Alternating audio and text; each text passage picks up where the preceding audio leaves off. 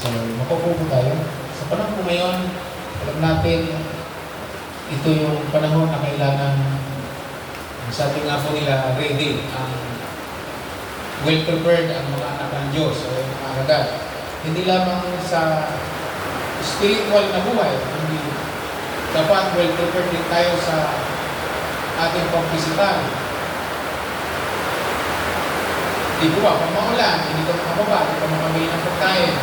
So, kailangan din talaga gayanin yung mga langgam. Yung mga langgam, sa panahon ng ganito, takulan, nasa loob nila sila ng kanilang tahanan. Sagana sila doon sa loob. At siyempre sa loob, alam nila ng takulan, sinisinag nila yung mga impact nilang pagkain. Dahil hindi naman tayo, bilang mga alaga ng Diyos, ay naging prepared. So ngayong umaga, yung binasa ni Jaira, New Living Translation po yun, sabi po doon sa binasa ni Jaira ay, for the kingdom of God is not just a lot of talk, it is living by God's power. So yung kaharian ng Diyos, hindi ito tungkol sa mga salitaan lamang. It's not a matter of talk, kundi ang salita ng ang kaharian ng Diyos ay sa pamamagitan ng pamumuhay ayon sa kapangyarihan ng Diyos. It is living by God's power. Sa magandang balita, ang sabi diyan, ang kaharian ng Diyos o ang paghahari ng Diyos ay hindi sa salita, kundi sa kapangyarihan. So, sa mga unang talata sa Roma, kapapasa nyo sa Roma, nasabi doon sa Roma, for the kingdom of God, sa Romans chapter 14 verse 17, nasabi niya, for the kingdom of God is not a matter of eating and drinking. Ang paghahari ng Diyos, ang kaharian ng Diyos ay hindi tungkol sa pagkain at sa pag-inom. Ang sabi doon, kundi daw sabi niya, it is righteousness, peace, and joy in the Holy Spirit. So yung paghahari ng Diyos, sabi sa Romans, ay pamumuhay sa katwiran, may kapayapaan at kagalakan na dulot ng banal na Espiritu. Yun po yung nakapaloob sa kingdom of God. So ang paghahari ng Diyos ay malaga, maunawaan natin. Kasi sa Korinto, dinalagay po niya Apostol Pablo ito sa mga taga-Korinto. Ang dahilan, alam naman natin na ang Korinto ay na-establish ng Panginoon at ang nagpasimula nito si Apostol Pablo. So ang church planter, o sabihin natin the builder man, o yung taong ginamit ni Lord para itayo ang pananampalataya o ng churches sa Korinto, ang ginamit ni Lord si Apostol Pablo. Sad to say, yung siyempre po siya ay church planter, pagkaitayo niya ang church, lumilipat po sa ibang lugar para mag-plant ulit ng panibagong simbahan, ang church ni Lord. Magpasimula, mag-pioneer. So, siyempre, barko sa barko, matagal ang biyahe, buwanan, taunan. So, siyempre, dumadami na yung mga mananampalataya sa Korinto. At ang masama doon, may mga dumarating din mga mangangaral na nagagaling sa Jerusalem na hindi na may inutusan ng mga apostol para bumiyahe. Ang ginagawa po nila, sinusulot po nila yung mga mananampalataya sa Korinto. At sila yung nagpasto pa. Sila pa yung sila nangaral na. Kaya bandang huli, yung mga iba sa Korinto, ayaw kilalanin si Pablo. Ayaw na siyang kilalanin bilang father in faith. Ayaw na siyang tanggapin. So nagyayabang na yung mga taga-Korinto. Ayaw na siyang kilalanin. Kaya sabi nga po si Pablo, kahit magkaroon kayo ng 10,000 tagapagturo, pero ako pa rin ang tatay niyo sa pananampalataya. Ako pa rin yung father in faith niyo. Hindi niyo may tatanggi yun. Kahit anong gawin niyo, ako pa rin ang ama niyo sa pananampalataya. Kaya sabi niya, kilalanin niyo ang aking pagiging apostol at tatay niyo sa pananampalataya. Kaya ba doon sa verse 21, mababasa dyan, sabi niya, ano bang gusto niyo pagpunta ko dyan? Mabait o mabangis? Sabi niya, ipakita ninyo sa inyong pamumuhay na kayo'y pinaghaharian ng Diyos. Kaya pagdating sa verse 20, sabi niya, ang paghahari ng Diyos ay hindi tungkol sa mga salita lamang. mayroon itong kapangyarihan ng Diyos. Kaya nga sabi ng Apostol Pablo, hindi man ako magaling magsalita, tulad ni Apolos, kasi sa Corinto, pagdating ng chapter 3, nagkaroon ng hitwaan, nagkaroon ng pagkakampi-kampi. Ang iba, kay Apolos. Si Apolos kasi, dynamic preacher. Kung baga sa PMC dati, siya yung ang Pastor Salterio na namatay na. Na kapag siya magsasalita, puro talaga ang simbahan. Dahil dynamic preacher. Makikita mo yung kahit mga unbeliever, pag dumating, sabi niya, alam mo, gusto kita.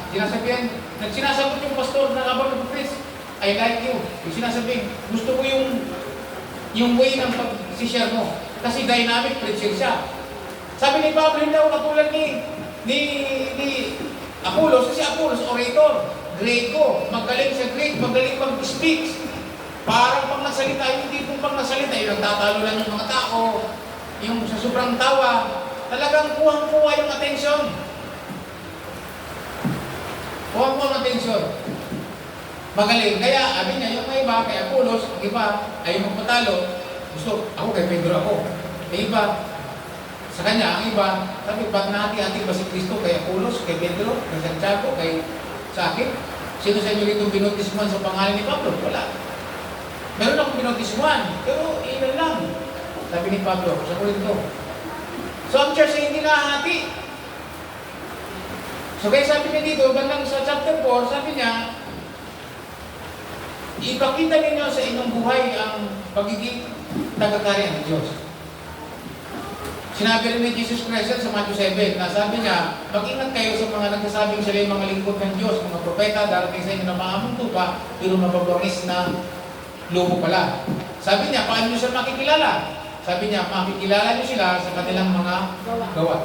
So, you will recognize them by their fruits. Sabi niyo.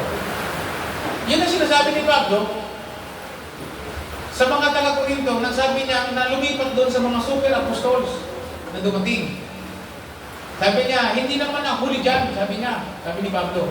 Sapagkat ang aking pangangaral, hindi sa pamamagitan ng salita, kundi dahil sa kaharian ng Diyos. Mayroong kapangyarihan. Napansin nyo nga, di ba? May tanda, mayroong sign, wonders and miracles sa kanyang pangangaral. Sabi ng Apostol Pablo. Mahina, hindi magaling magsalita, pero may kapangyarihan. Mahirap lang kasi hindi na magaling magsalita, pero walang kapangyarihan, talagang antukin ka. Di ba sa youth camp, yung mga bata? Sa youth camp, kailangan well talent ka, may talent ka talaga binigyan ni Lord pagdating sa pag-speak. Ay mga kabataan, alam nila yan. May mga nagsalita doon na sabi nila, hindi naman natin sila miniminos yung siyang kanilang katangian. Yun ang kanilang karakteristik sa pagsasalita. Ang iba, inaantok. Iba, siyempre, sakang, tulog. Pagod, mga bata sa paglalaro, sa games, pagkatapos, biglang session sa simbahan. Yung mga bata nakaganyan. Magsasalita yung pastor, tulog. Pagod yung mga bata eh. So, kailangan mo doon ay may power. Yung maging alive, yung mga Ang style ko dyan, sabi ko, walang matutulog. Ang matutulog, ipapanalangin kung kunin ni Lord. Kaya kahit gusto nilang matulog, dilap na dilap. Wala, may prayer eh. Pag namatay ka, answer prayer. Kung di walang natutulog, gising. Kaya sabi ng mga taga-Cavite, hindi ka pa rin pastor nagkukupa. Sabi ko, style lang yan.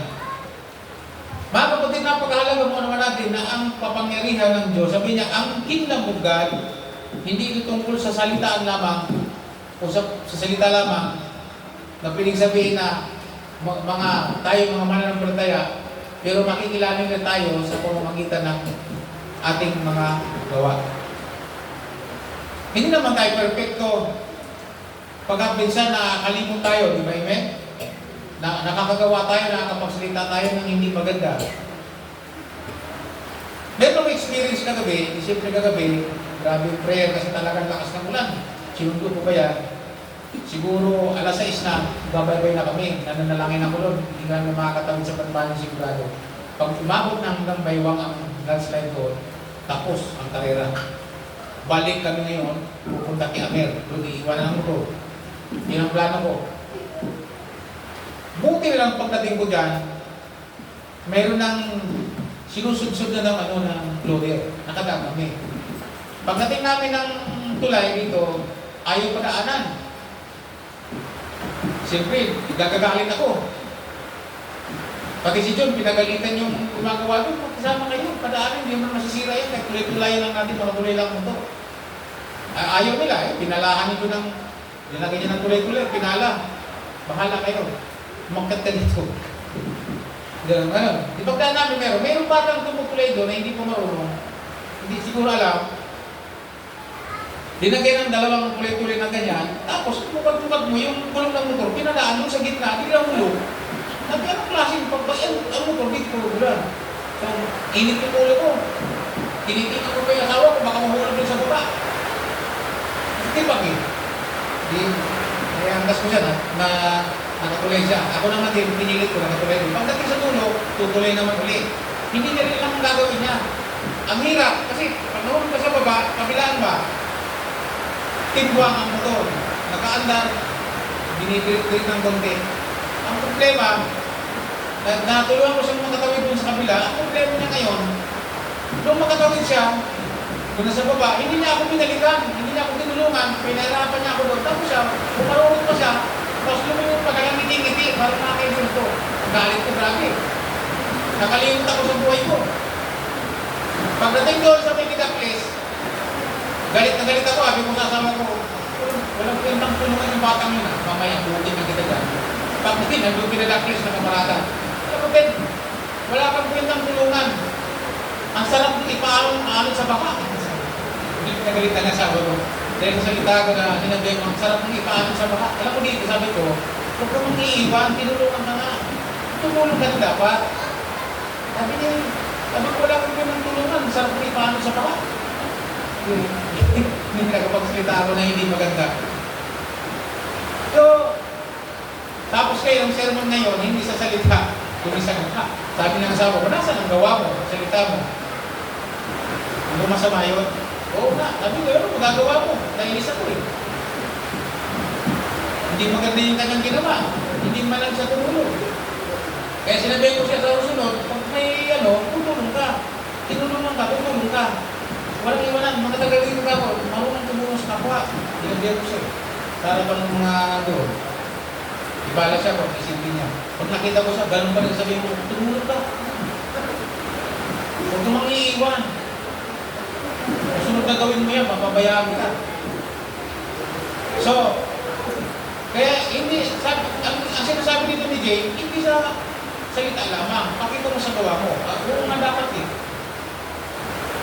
Eh sabi ko sa kanila, wala, nakalimot ako eh. Minsan, yung ganun, di ba? Kaya kailangan talaga lagi kang puspos. Yun ang sinasabi ng Apostol Pablo sa mga tao. Kailangan talaga natin mabuhay ngayon. Kaya sabi dito sa King James Version, kita mo, sa King James Version, sinasabi na nito. Sa King James Version, pag sinuri natin mabuti, sabi niya, for the kingdom of God is not just, o is not in word, but in power. Ang ginamit ko dito, power. Yung power, sa Greek ko, ang salitang power o salitang gawa na tinutukoy ko dito, kapangyarihan, ay dunamis. Nang ibig sabihin, ability o virtue ng nature ng Diyos na sa ating katawan. At ito po ang kapangyarihan. Yung pag-perform ng miracles, yung pagsasalita ng mayroong excellence, influence ng kapangyarihan, even sa wealth, sa kayamanan, o sa pagmamanage ng mga resources. So malaman, o sa pamamahala ng isang mukbo. Ang tawag pala dito, dunamis o power. So kaya nung sinabi ng Apostol Pablo, for the kingdom of God is not just about talking, it is the power of God, o living in God's power, yung pamumuhay sa kapangyarihan ng Diyos. Tayo mga alagad ng Diyos ay hindi nabubuhay sa sariling kaparaan ng lamang. Dapat pala tayo mabuhay sa kapangyarihan ng Diyos. Ang buhay natin naka-reside sa power ng Panginoon. O kapangyarihan nagre-reside sa ating buhay. Sa baba pa lang nagpe-pray na ako, Lord, sana may magsubsub. Answer prayer kami, pagdating namin, sakto. May nakapila na kami yung katabi natin yung iglesia dyan. Sila din yung nauna, sinusudsud na, nakataang kami. So, kailangan talaga nating ipagkatiwala sa Diyos ang ating buhay. So, hindi kanina, nagsasabi siya, ang hirap pala, daming proseso pala sa pagpapaopera. Sabi ko, kailangan talaga yan. So, lahat yan ay kailangan nating ipanalangin, kapangyarihan ng Diyos ang pumihos. Kamay ng Diyos. Nalala nyo na, nabasa niyo yung ating mga devotion sa 2 Chronicles? Nung ipinatayo ang Second Temple, hindi naman kaya namang udyong ipatayo yun eh. Alam mo, kumilos ang Diyos ayon sa hula ni Propeta Jeremias. Kikilos ang Diyos, paglampas ng 70 years, kikilos ang Diyos, sabi niya, yung kanyang kapangyarihan, at ihipuin niya ang puso ng mga taong gustong hipuin para ipagawa ang templo. Alam mo kung sino tumustos ng templo? Basahin niyo ang 2 Chronicles at ang Ezra, mababasa po ninyo kung sino-sino yung mga hari pinili. Ang unang hinipo ng Diyos para maipatayo ang templo, si King Cyrus. Sumunod si Darius, Artaxerxes, humuli-uli si Artaxerxes. Nasa 5 hari, halos. At sabi doon, hinipo ng kauli-uli si Artaxerxes, na kung saan si Ezra naman ang pinadala para yung mga nasa Saudiya ay maturuan ng kautusan ng Diyos at makapuluhay ang mga tao ayon sa gusto ng Diyos. Ipinadala ng hari, dala ang sulat ng hari, lahat ng provision, ginto at mga gamitan ng templo. At kung kukulangin, may dala-dala siyang sulat na dala-dala na i-report niya sa mga gobernador doon sa mga probinsya ng malapit sa Saudiya.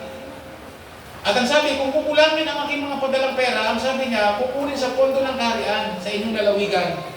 At wag na wag ninyong hindi babayaran. Sabi niya gano'n. Magsusulit kayo sa hari. So yung mga gobernador sumunod. So magaling salita, na ipatayo ang templo, hindi galing mismo sa supply ng mga Diyos, kundi galing sa pagkilos ng kapangyarihan ng Diyos. Yun din ang sinabi ni hinula ni Zacarias, pag binasa niya ang aklat ng Zacarias, ang sabi ng Panginoon kay Zorobabel, hindi mo maipapatayo ang templo ng sa sariling lakas o karunungan, kundi sa aking kapangyarihan ang kikilos. So, iimin yung ating lugar na nakikirita ng ating bahay-sambahan at ng mga bahay natin ay hindi sa pamamagitan ng sarili nating diskarte, kundi sa kapangyarihan ng Diyos. Sabi doon. At sabi ng Panginoon kay Zacarias, minsan pang yayamithin ko ang mundo. Yun na yun. Nangyari po sa buong panahon ni Darius, ni Cyrus, hinahiyanik ni Lord ang mga kaharian na namumuno noon upang ang templo ng Diyos, ang mamamayan ng Diyos na nakapaligid sa templo ay mapagpala. So, tanging kapangyarihan ng Diyos. Yung mga lumilitaw na mga prophecy, makinig kayo, yung mga lumilitaw, mayroong propetang negro na accurate ang mga propesya niya nangyayari, particular sa Pilipinas at sa ibang bansa. Mayroong pang parang Australiano nagsasalita. Ang purpose niyan, ang sabi ni Jen, mga content creator din sila, maaaring content creator. Pero sabi ng Thessalonica, kung mayroong nagsasalita, huwag daw natin rejectin, ngunit suriin ayon sa salita ng Diyos kung sa'y totoo o hindi. Paano sila susuriin? Sa kanilang mga gawa. Okay. Huwag daw i-rejectin, kundi suriin sa pamamagitan ng Biblia, ng salita ng Diyos kung yun ay tama o hindi. Then pagkatapos, tingnan natin ang resulta. Ngayon po sila nagsasalita ng patungkol sa Pilipinas ng sinasabi by the year 2050, ang Pilipinas ay ang Metro Manila daw ay dagat na, lulubog na. And dahil daw po sa tinatawag na climate change, dahil sa sobra daw po ng init, lahat ng mga yelo na sa mga bundok, ng mga nasa Antarctic, ay malulusaw, pupunta sa dagat, ang dahil kung maaangat daw ang tubig. At dahil dyan, yung mga mababang lugar, tulad ng Metro Manila, lulubog daw. Yun po ang kanilang mga propesiya. Meron bang propesiya na sabi na ang Pilipinas ay parurusahan ng Panginoon at sinasabi ng repent, iwanan nyo ang mga idolo, ang pagsamba sa idolo, ang korupsyon, ang sabi. At mayroong mga bagyong parating na matitindi, may lindol. Meron pang lindol na 8.5 ay 8.7. Ay 8.7, pwedeng kumuha ang Metro Manila na. Kung dyan na daan sa fault line ng Metro Manila, Marikina, hanggang dito sa Rodriguez. Hanggang Balagbag, ang sabi, fault line yan eh, sabi nila. Pwedeng bumuho yan. Ang sabi, huwag natin paniwalaan, pero suriin. Pero bakit mayroong propesya? Ang propesya, ayon sa Biblia, pag nagarinig ka ng may mga tao dumating ng mga propeta ng salita, may ibig sabihin. Katulad sa panahon ni Haring Manases, sa panahon ni Haring Hezekiah, noong nagpakasama na mga Israelita at sumamba na sa mga Baal, Astarete, lahat ng mga Diyos-Diyusan, katulad si Manases, naging mangkukulang pa siya, naging espiritista pa siya, lahat ng ginawa niya. Ang Diyos lagi nagpapadala ng propeta, pero ang pinapagawa, pinabubugbog ang propeta. Ano ang purpose ng propeta? Ang purpose ng propeta, pinadala upang magdala ng mensahe para ang bayan, ang tao, ang hari at ang bayan magbago. At kung hindi magbago, ano mangyayari? Matutupad yung sinasabi. For example, si Hezekiah, si Josiah, o alam ba, si Hezekiah, nakita niya na yung kanyang yung tatay niya, yung lolo niya, gumawa ng kasamaan, sumamba sa mga rimulto. At nung makuha ang aklat ng kautusan sa templo, binasa yun sa harapan ng hari. At nung makita ng hari na grabe ang galit ng Diyos, hindi pagsunod ng mga Israelita, ng hari at ng mga Israelita, nandun yung sumpa na gagawin sa kanila ng Diyos, narinig niya. Kaya ang ginawa ni Hezekiah, pinunit niya ang kanyang damit. At nagsabi, itanong niyo sa Diyos, pumunta kayo sa mga propeta ng Diyos, itanong niyo kung ano ang lagay ko sa harapan ng Diyos at ang bayan nito, sapagkat galit na galit ang Diyos sa atin dahil sa ginawa ng ating mga ninuno. So nag-seek po sila ng propeta, hinanap po nila si Hulda, ang propeta isang babae. So nagulat po yung mga sinugo sapagkat alam ng propetesa kung anong nangyari, ano ginawa ng hari. Sabi mo sa hari na nagkulit ng kanyang damit na natutuwa mo sa kanyang pagsisisi at sa kanyang pagpapasya, ganito mangyayari. So kaya nagpasya ang Diyos na parurusahan na sila, pero hindi natuloy. Itutuloy ng Panginoon pagkalipas mo. Yun siya din pa si Hezekiah. Ganon din si Hosea, si King Hosea. Ang tindi ng ginawa nun. Pinadurog niya lahat ng mga sinasambang, mga rebulto sa buong kaharian. Lahat, pati sa Israel. Wala siyang kinatira. Pero sa kabila ng pagkalipas ni Hosea, naganap pa rin ang sinasabing parusa ng Diyos. Napakalaga po yun na maunawaan natin kung anong ibig sabihin ito. Ang pagkilos ng Diyos ay sa pamamagitan ng kanyang kapangyarihan.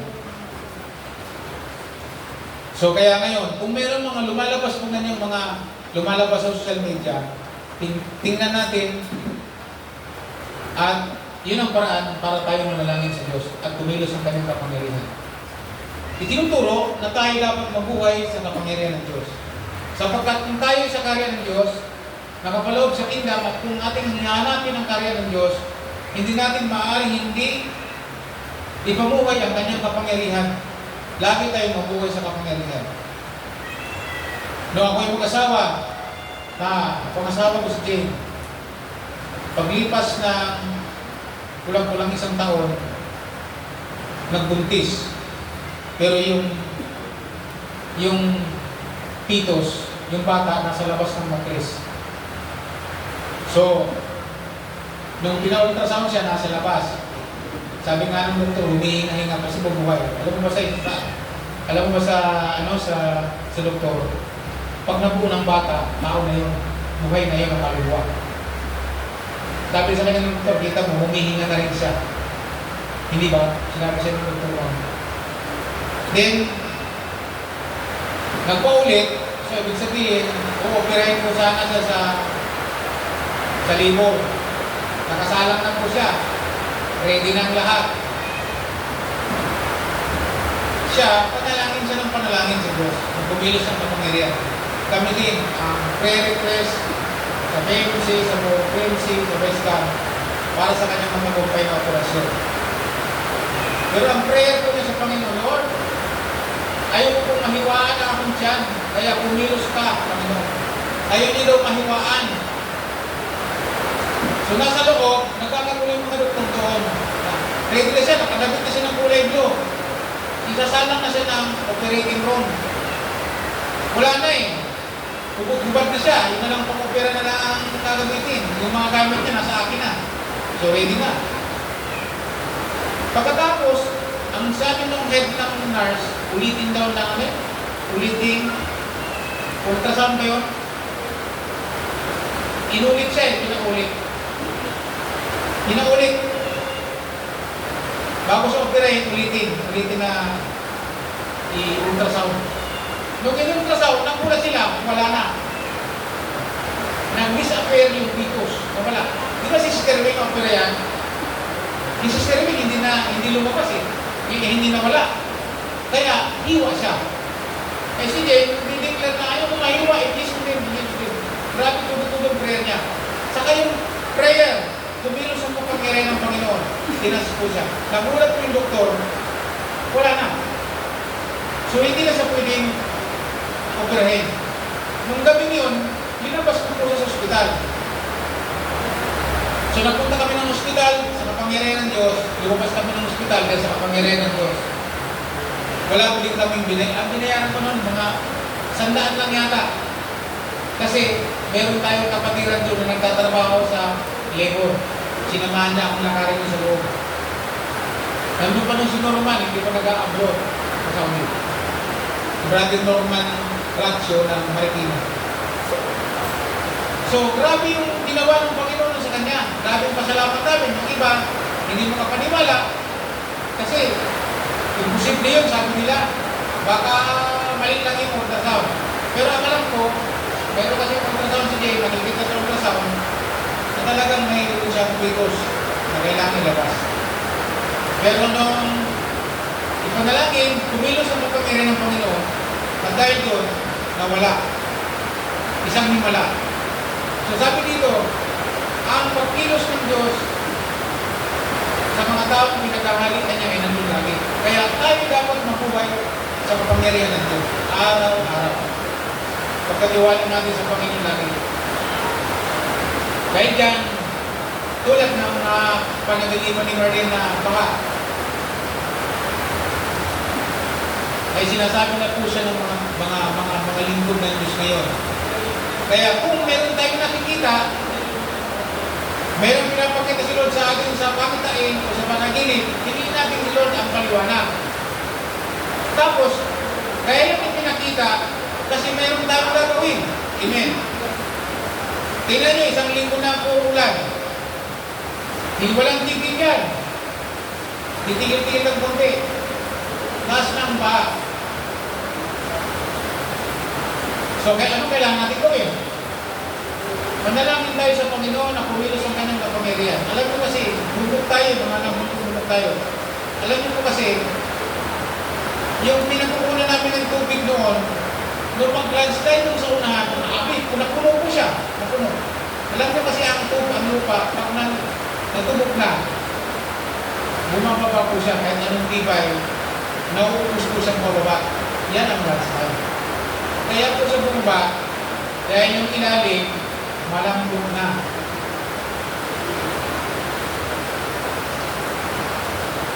Ako kung nasanay pa ako mag-pray, every morning, pag-aalis, pag-agising, laging sinasabi ko po yan, Panginoon, salamat po, magandang panahon.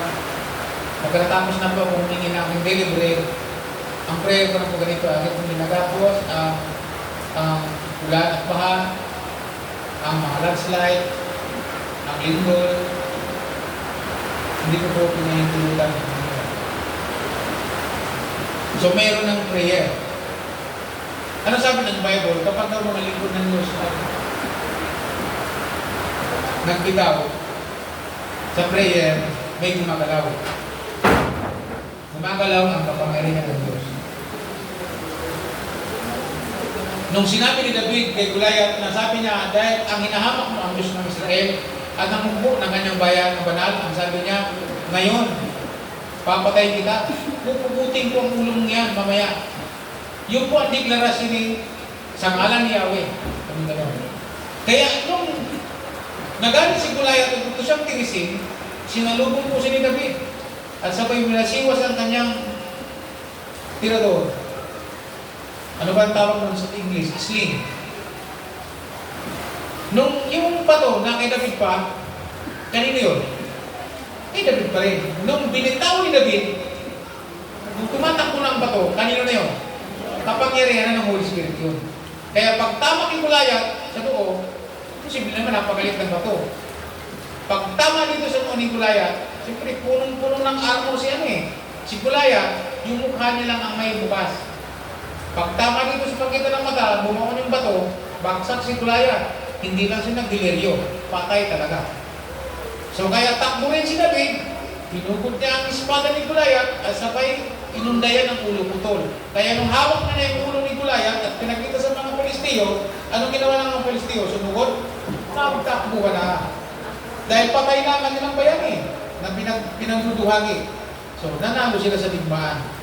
So nanalo si David, hindi sa sariling lakas, kundi sinasabi niya, mamamatay ka ngayon dahil ang hinihiya mo ay ang mga pangyariang Diyos ng Israel at ang umpunang Diyos. Kaya sabi niya, patay ka ngayon sa akin. Kumbaga ngayon, sa atin ngayon, walang mahirap sa ating mga mananampalataya. Ano mong bakit? Sapagkat nabubuhay tayo, hindi sa sarili natin, kundi nabubuhay tayo sa lakas at kapangyarihan ng Diyos. Ang Diyos ng mga pupo. Noong si Eliseo at ang kanyang alipin ay pinakupkup ng hari ng Assyria, dahil ang dahilan, ang digmaan, lagi silang natatalo. Anong dahilan? Sino sa inyo naging pagsabuatan sa hari ng Israel? Ang sabi ng hari ng Araminyo, ng Syria. Wala po, mahal na hari. Ang nagsasabi po sa hari ng Israel, ng mga plano natin, yung propeta ng Israel. Kung ganoon, ang sabi niya, kubkubin siya at kunin. Nung pinapuntahan po, napalimutan na po yung buong syudad na kung saan nandun si Eliseo. Kaya sabi nung kanyang alalay, patay tayo ngayon, amo. Paano na tayo ngayon, Lord? Panginoon, sabi niya, paano na tayo ngayon? Napapalibutan na tayo ng maraming mugbo. Ang sabi ni Eliseo, huwag ka mag-alala. Kung marami sila, mas marami tayo. Sabi niya, nanalangin si Eliseo kay Yahweh, buksan niya nga po, Yahweh, ang mata ng aking alipin. At nung mabuksan ang kanyang mata, nakita po niya ang laksa-laksang mga karuwahing apoy na nasa kabundukan, nakapalibid, sabi niya. Kung nakita mo, napapaligiran doon yung buong syudad ng mga karuwahing apoy, yung army ng langit nandun nakasuporta, nakaalalay, para huwag lang masaktan ang mga lingkod ng Diyos. Nandiyan po ba kayo mga kapatid? Ang kailangan lang ay ma-open ang ating mata sa sitwasyon na ang ating sarili, ang ating kakayahan bilang alagad ay kulang at hindi sapat. Kaya nga tayo tinawag na alagad. Alagad tayo nino. Alagad tayo ng Panginoong Jesus. Kaya Jesus ba mayroong imposible? Ano sabi ni Jesus? Sabi ni Jesus, walang imposible sa taong nananalig. So tayo mga alagad, nabubuhay tayo sa kapangyarihan ng pangalan ng Panginoong Jesus. So ngayong umaga, yun ang practicing po natin sa ating learning moment bago mag-iwalay, bago mag-uwian, practicing po natin ang buhay sa aming panalangin. Alam ko, mayroon po kayong mga suliranin sa buhay. Idalangin natin sa Panginoon. Sina Pastor Dante, dumadaan sila sa matinding suliranin dahil inaalak nila sa kasal. Si Per, yung asawa po niya, iba-bypass, tatlong ugat. Ang kailangan nila pera ay kalating milyon, 500,000 ang i-raise nila. So, kailangan nyo kapangyarihan ng Panginoon. Kamay ng Diyos. Nung si Pastor Larry ay ganun din ang sakit. Kalahating milyon din. So, wala silang pera. Kahit ubusin pa ang sweldo ng nasa katawan ng anak, itakasya. So, nanalangin talaga ang buong iglesia, ang mga kapatiran. Plus yung supply ng mga kapatiran. Sa panalangin sa Panginoon, natapos po yung operasyon ng Pastor Larry, buhay. Sabi nila, kamay na ng Panginoon nito. Nandiyan ba kayo mga kapatid? So kung meron tayong mga suliranin, kamay ng Diyos. Paano kagalaw ang kamay ng Diyos? Walang iba kundi ang ating pananampalataya sa Kanya. Yung ating pagsunod sa Kanya. yung ating buhay na nasa loob ng kanyang kaharian. Sabi ni Miles Monroe, kung ano man meron sa akin, nangyari yan, hindi ako nag-pray na. Sabi niya, hindi ako nag-pray ng aeroplano, nagkaroon ako ng aeroplano, hindi ako nag-pray ng barko, wala ako sa binanggit na barko. Lahat ng nakikita niyo na prosperity sa akin, I've never prayed. Hindi ako nag-pray niya. Ang ginawa ko lang, sinunod ko lang ang kanyang salita. Bakit? Ang sinasabi niya, Lord, ako ay alagad mo, ako ay ang akin ay pagsunod sa iyong maghahari. Yung Matthew 6:33 na sabi, unahin kita, gawin ko ang kalooban mo, ang katwiran mo, yung mga hindi ko hinihingi, ibibigay mo. So namatay po siyang mayaman. Si aeroplano nga siya namatay, bumagsak ng aeroplano. Doon sa kinuha ni Lord eh. Masakit doon, mag-asawa pa sila. So makikita natin, pagsunod lang sa King natin. Sundin lang natin ang Panginoon at ang kanyang salita, yung ating lahat ng problema, masusolve. Dahil pangako niya po yun. Kaya nung sinabi ng Apostol Pablo sa Corinto, sabi niya, sa mga taong kanyang pinundar sa pananampalataya, hindi ito salitaan lamang. Ito ay sa kapangyarihan ng Diyos.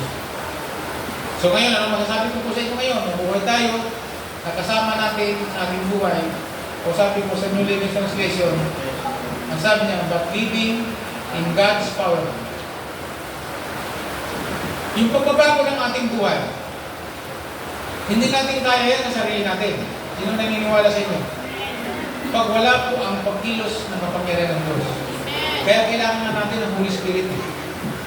Dahil ang banal na Espiritu lamang po ang meron gano'n sa ating buhay.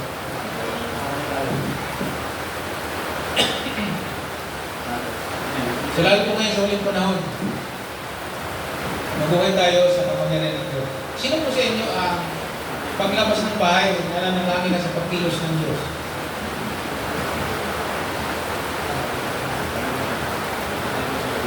Si Prince, pinipilit ni Jay na manalangin na naririnig niya.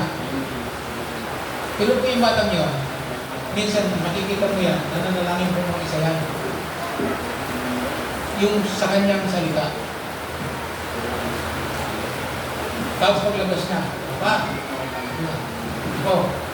galing ako sa loob. Nag-pray ako. Anong prayer mo? Pinag-pray kita na bumalik ka sa sakit mong prostate. Sabi ng tanong, thank you Lord. Sabi ng Bible, yung panalangin ng bata, inuunod ng Diyos. Nandiyan ba kayo? So nandun yung kapangyarihan ng Diyos. Lalo na tayo nanalangin. Very simple lang ang sabi ng Panginoon sa Matthew 16. Nasaan ang dalawa tatlo na nagtitip ang alang-alang sa pangalan ng Panginoon, ng hari? Sabi niya, anong sabi ng hari? Ng mga hari? Naroon ako sa kanila. Nung sinabi nila, naroon ako sa kanilang kalagitnaan, may kapangyarihan wala. Answer prayer, hindi. Very simple lang.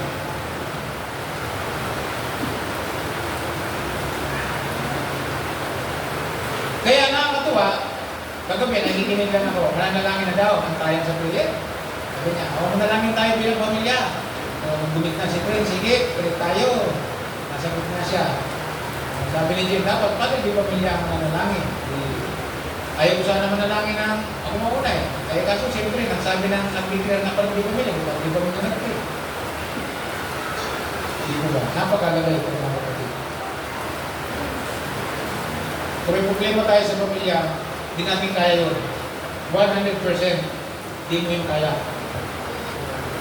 Makakaya mo lang yun dahil kung sasamahan ka ng presensya ng Diyos at gumalaw ang kanyang kapangyarihan. Paano natin mapapagalaw ang kapangyarihan ng Panginoon? Natural, dapat nasa loob tayo ng kingdom. Kasama tayo sa pinaghaharian ng Diyos. Kasi sabi sa talata, ang paghahari ng Diyos ay hindi sa salita lamang, hindi sa kapangyarihan ng Diyos. So hindi pwedeng hiwalay ang power ng Diyos sa atin. Sasabihin lang po natin kung paano gagalaw ang Panginoon. Sino sa inyo gustong gumalaw ang Panginoon? Hindi naman siya gagalaw na ganun lang. Bagkos, kung gusto natin gumalaw ang hari, kailangan natin kausapin ang hari. Andyan po ba kayo? Kung gusto po ninyong mapalapit sa hari, ang sabi, magregalo ka sa hari. Punta mo siya, magdala ka ng token. It's up to you kung ano yun. Eh, yung token natin na hinihingi lang yun sa atin, sometimes prayer lang nga eh. Andyan ba kayo? Prayer na eh. Lumapit at kausapin natin siya, magpapaba sa hari. Napakahalaga. Naalala niyo ba yung babaeng prinopisi ni Eliseo na magkakaroon ng anak? At nung mamatay ang anak, di ba? Binuhay niya rin yung muli sa pamamagitan ng kapangyarihan ng Diyos.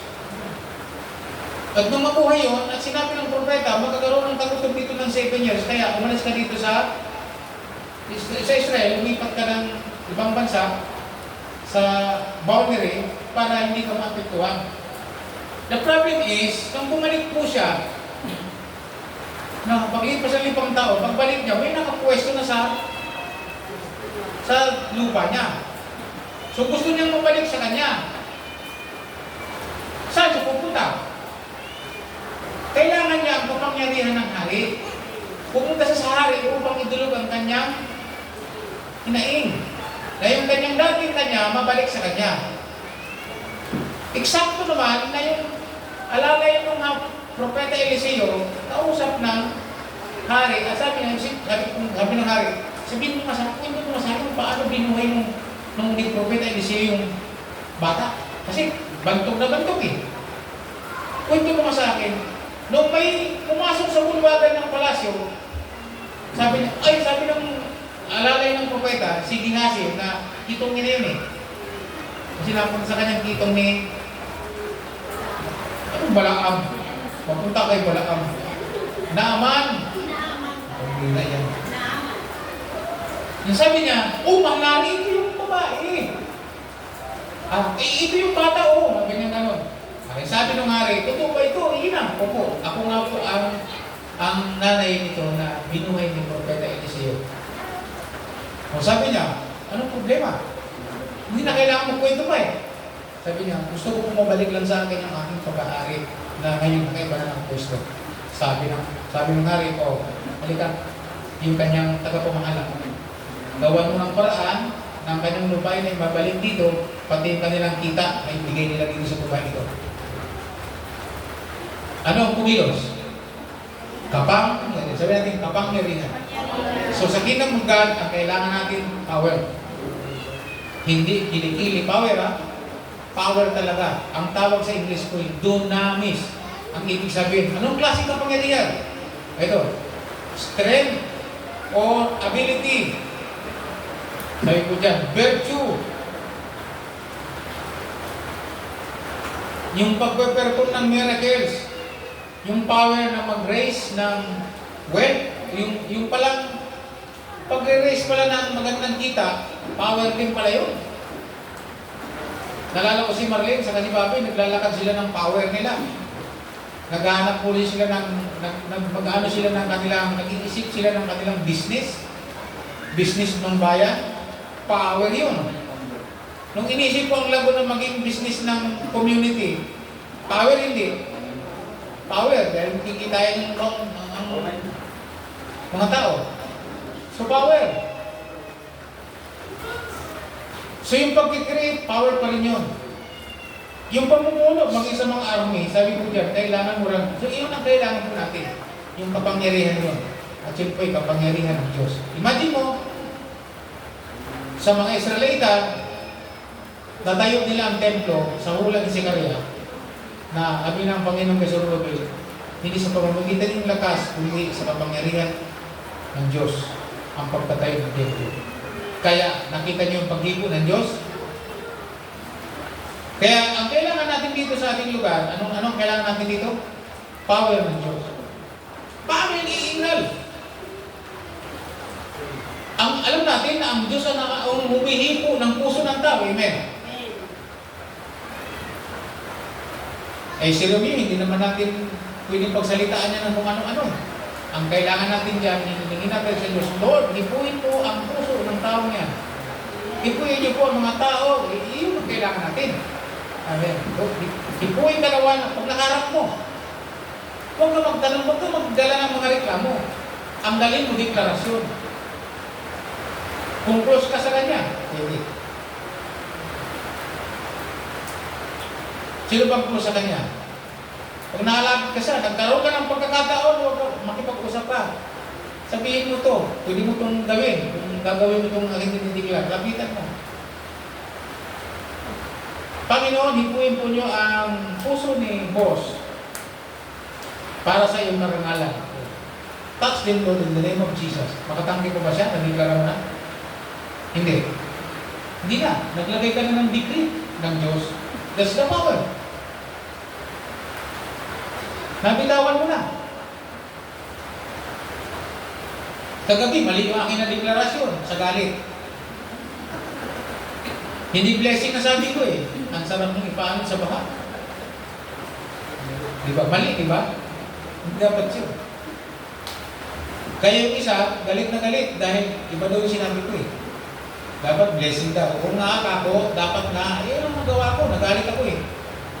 Kaya talagang wag kang magagalit. Mahirap magalit eh. Kaya nga pag ako'y papalo ng bata, hindi mo na ako, mapapahinga mo na ako, hindi galit. Pag may hina mo na, saka lang. Mahalaga po yun.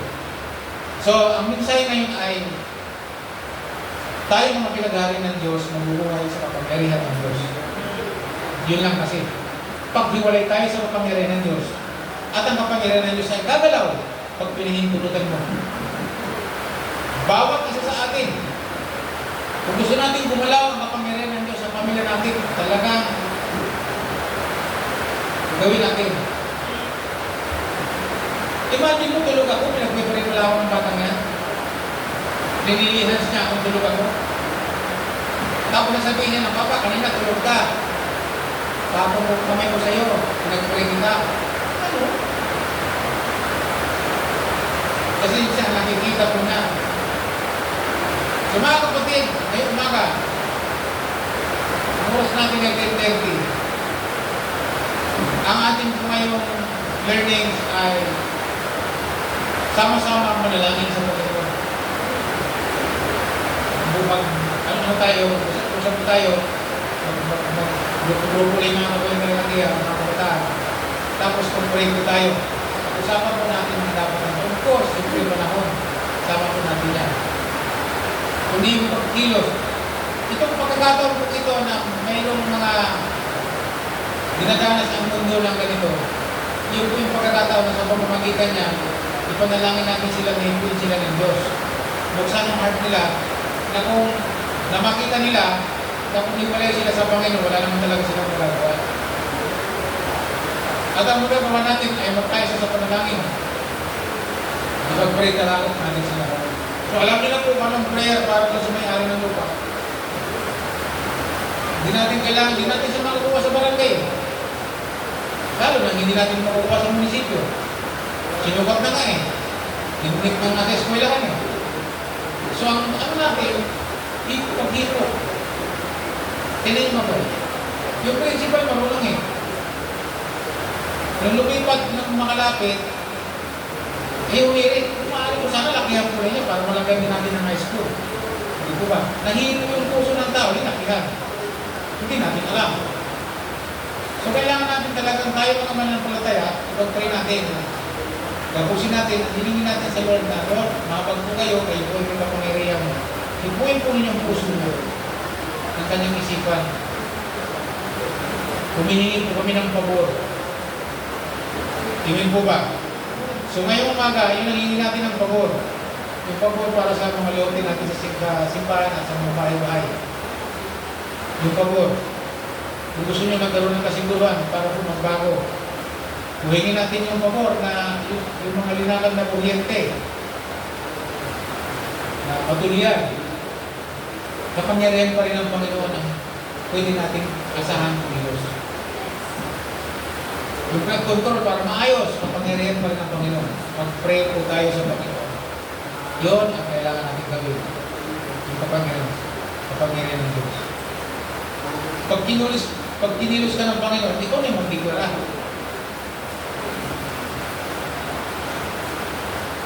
Pag-pray po natin yung bawat aspeto ng bawat lugar. Sino po sa inyo ang magsasabing pumunta ka sa kalsada at nakabaybay ka sa kalsada at nagsasabi ka, sa ngalan ng Panginoong Hesus, pinapahayag ko na matapos ko at maging maganda. Di ko ba? Wala pang nakaisip niya. Nung ako ay bago, nalala nyo, maraming namatay dito, may pinatay doon, may pinatay dito. Kinausap ako ng Holy Spirit, it is time na mag-declare ka. Kaya para akong baliwin na ng ganun dyan, nagkasabog ng asin, nakikita ng iba, at nagsasabi, mula ngayon, wala nang mamamatay dito. Ang asin ito yung simbolo ng preservasyon. Lakad sa kalsada, ang doon, wala nang mamamatay dito in the name of Jesus Christ. This place belongs to Christ. So, bakit ang nagpapahayag? Nagpapahayag ako bilang taga-kaharian ng Diyos. Ano sinasabi ko? Na yung pagkahari ng Diyos mangyari sa lugar na ito. At tayo mga taga-kingdom, yun ang ating deklarasyon. Pag hirap tayo, kahit wala tayo, pwedeng mangyari. Halimbawa, yung mga estudyante, kulang-kulang sa support para hindi makakatapos, pwede mo i-deklara. Pwede mo i-deklara yun na Panginoon, anak mo ko, taga-kaharian mo ako, ikaw po ang aking hari. So, dinideklara ko po ang iyong kaharian dito sa lupa. Kung paano nangyayari sa langit, mangyari mo sa akin sa buhay nito. Tatapos ko ng pag-aaral. So, I need you, Lord, your financial support galing sa iyong kaharian. Yung pagkilos mo. Meron ako napanood na isang pelikulang, isang Christian movie na binubuli, isang negra, binubuli po siya sa eskwelahan. Even nung teacher. At nung dumating na siya, siya na nagsasalita, sabi ng teacher, anong sabi mo tungkol sa iyong sarili? Sabi niya, if you want to know about me, sabi ng negra, sabi mo ba, ako ay anak ng Diyos. Sabi niya, ako hindi isang pagkakamali. Hindi ako isang pagkakamali, hindi ako anak sa pagkakamali. Kahit ako anak sa labas, pero ako hindi isang pagkakamali. Isinilang ako dito, linoob ng Diyos. So anak ako ng Diyos. Ang kaharian ng langit ay kampi ko. Ang tatay ko ay malaki. Alam niya ang lahat ng bagay. So nung dapat ko ikatakot at ikahiya, wala akong dapat ikahiya. Dahil ako ay anak ng Diyos at tagapagmana ako ng kaharian ng langit. Dito pa lang sa lupa hanggang sa kanyang pagbabalik. So sabi niya ay ako ay anak ng Diyos. Yun lang ang aking masasabi. Alam mo, napahiya ang teacher. Yung mga klase napahiya. Sapagkat mayroong isang batang tumayo na nagsabi ng kanyang katangian bilang tagaharian ng Diyos. So dahil doon, yung kapangyarihan ng Diyos kumilos. So yung buong eskwelahan, yung buong mundo, nakakilala sa Panginoon. Even yung teacher. At alam ng teacher, where is your church? Nagsimula na.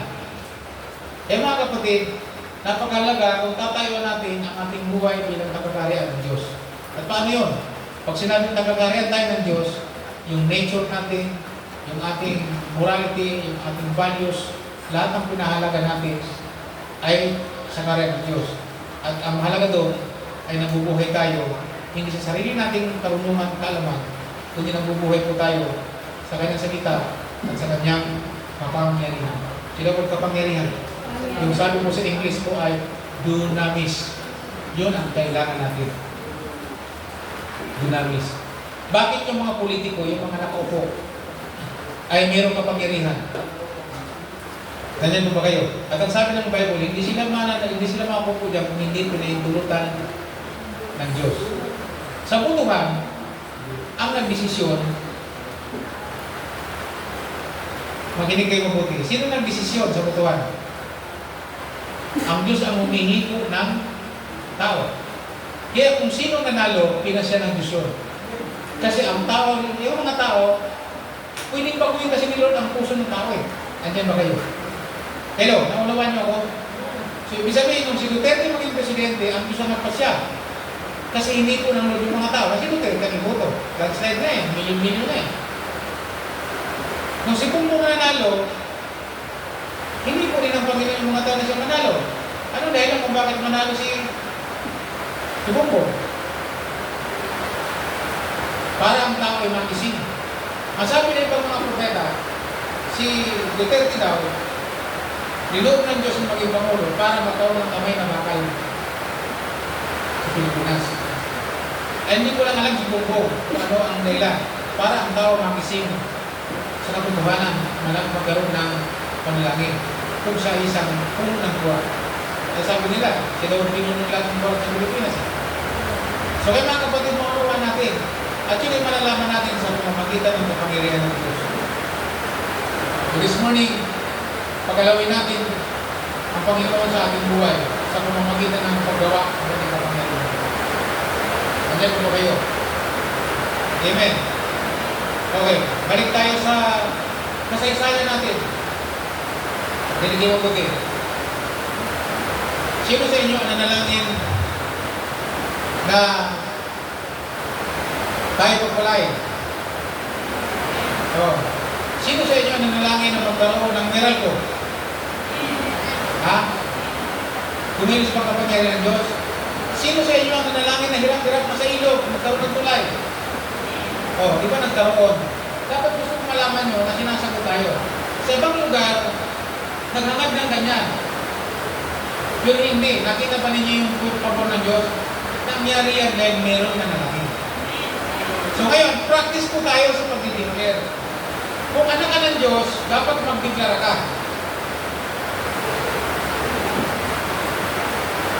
Bago tayo matapos, saan ang gagaling yung kapangyarihan ng traffic enforcer? Saan? Meron siyang kapangyarihan ibinigay ng gobyerno. Kaya pag sinabi niyo sa truck, diyan ka lang. Diyan ka lang. Pag lumagpas ka lang, didikitan kita. Susunod hindi. Susunod hindi. Ngayon, taga-hari ka ng Diyos. Mamamayan ka ng langit. Sino yung hari ng langit? Si Jesus Christ. Nandito tayo sa lupa. Taga-mamamayan ka ng langit. Makapangyarihan ka. Mas makapangyarihan ka pa sa libutan, hindi. Mas makapangyarihan ka. Dapat alam mo lang kung paano gamitin ang kapangyarihan mo bilang anak ng Diyos. Kaya kung anak ka ng Diyos, pwede mo sabihin sa, oops, magsalita ka lang.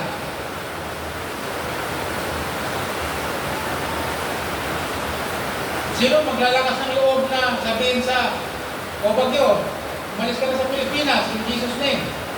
Maapekto mo na masyadong bansa namin. Ang sabi ng Bible, kung mayroon pa ng palataya, ang taga-hari ng langit, wala imposible. Sabi mo sa katabi mo, wala nang mahirap sa iyo. Wala nang talagang magiging mahirap sa iyo kung naunawaan mo lang kung sino ka. Sabi mo sa katabi mo, alam mo ba kung sino ka? Pag sinabing anak ng Diyos, alagad, anong mayroon sa anak ng Diyos?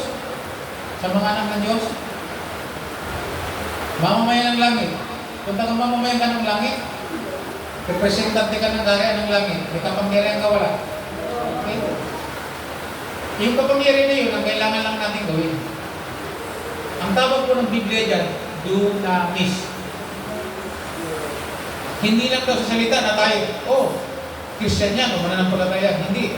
Kailangan yung kapangyarihan ng pagiging alagad, yung kapangyarihan ng Diyos, magmamanifest po sa atin. At sometimes, yung ating salita, ng kapangyarihan. Kaya tama si Dave, mag-ingat sa pagsasalita. Mag-ingat. At kagabi, mayroong isang poem. Mali yun. So this morning, declare po tayo ng magagandang bagay. So may, mag-usap-usap po tayo. Merong riniripper sa ating pamilya?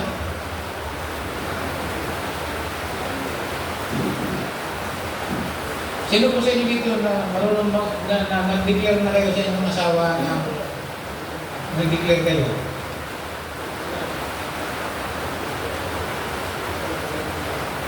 Declaration, nahiya kayo mag-declare sa asa paano?